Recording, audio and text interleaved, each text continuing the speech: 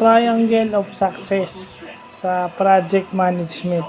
So para daw mag-succeed yung iyong projects o any project yan, hindi lang sa IT yan, all of the projects, kaya nga project management.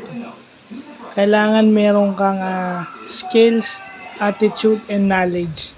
Hindi pwedeng 2 out of 3, hindi pwedeng 1 out of 3, kailangan 3 out of 3 para mag-succeed ka. Kaya sinabi ko, pag 2 out of 3 lang, that is only 66% o 67%. Yung remaining 30+% kung wala yun, hindi magiging successful ang project.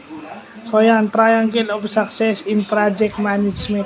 Hindi lang yan sa IT project sa lahat ng project yan.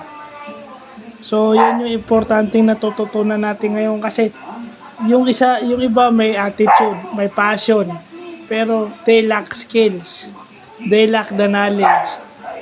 Meron namang may skills and knowledge pero walang attitude. So yun ang mahirap.